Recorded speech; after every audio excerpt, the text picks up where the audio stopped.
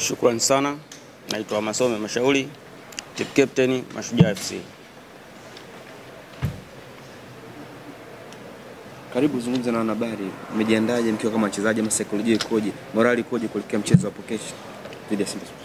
Kwanza tunashukuru Mwenyezi Mungu kwa kutuamsha salama, kutupa afya njema.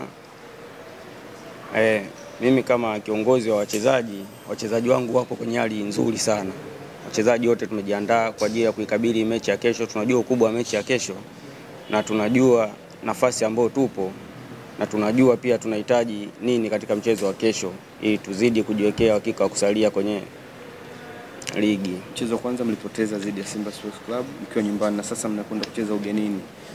Je, saikolojia yenu ikoje na mmejiandaa vipi dhidi ya mchezo huu? Ningependa kusema kwamba kila jua lina mwangaza wake. Kwa mchezo uliopita, mchezo wa kwanza ule tulipoteza ni kweli, lakini mechi ya kesho ni mechi ambayo inachezwa katika siku nyingine, tarehe nyingine, sio kama mechi iliyopita. Kwa kwenye mpira of course lolote linaweza likatokea. Swali kwa kile. Sawa. Unaonekana na jamii kiasi kubwa sana. Wengine kauli mbioni ya mapigo na mwendo ni kweli kesho mwendo utaendelea na mapigo yataendelea kwa upande wa Simba. Inshallah Mungu atasaidia kwa hilo. Kwa jinsi tumejiandaa kucheza mechi ya kesho, kwenye mpira dakika 90 zitaamua. Of course tunajua aina ya timu ambayo tunaenda kukutana nayo ni timu bora, ni timu kubwa barani Afrika, hilo linajulikana. Lakini kila jua lina mwangaza wake, itajulikana itakucha vipi. Karibu sana.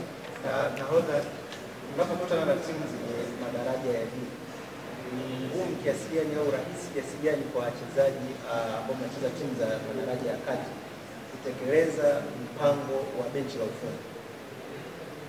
Kikubwa kwanza, unapokutana na timu ambayo ina daraja kubwa kukuzidi, cha kwanza saikolojia ambayo utakuwa umetengenezwa na walimu wako ndio itakusaidia pia utakapokuwa pale uwanjani, jinsi mwalimu atakavyokutuliza na wewe mwenyewe utakapoingia kwenye mchezo, mind ndio kitu kikubwa sana ameset kwenye mchezo mkubwa kama huo.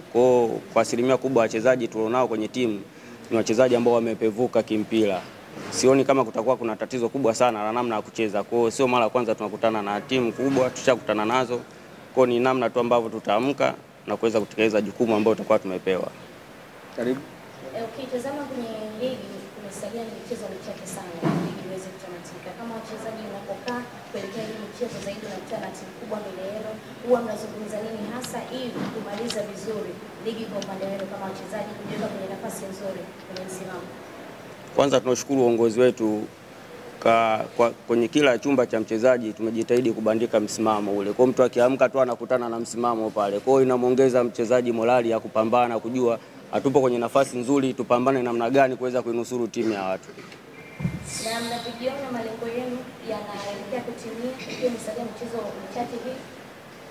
Yes, malengo yatatimia bila shaka. Mungu atusaidia. Malengo yetu yatatimiza. Tumezamilia kuanzia mwanzo wa ligi, tutatimiza malengo yetu inshallah. Labda Masome, una neno kutoka mashabiki na uongozi wa Mashujaa kuelekea mchezo wa kesho dhidi ya Simba Sports Club?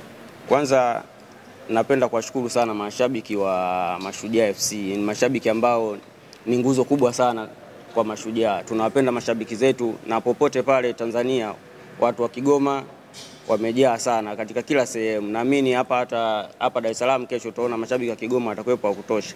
Na sio tu watu wa Kigoma, mtu yote ambaye anavutiwa na Mashujaa ni mwana Lake Tanganyika, tunakubali waweze kujitokeza kuja kusupport timu yao kwa aina moja ama nyingine. Nikushukuru sana Masome, nikushukuru sana Mwalimu Freddy, niwatakie mchezo mwema na Mungu aongoze.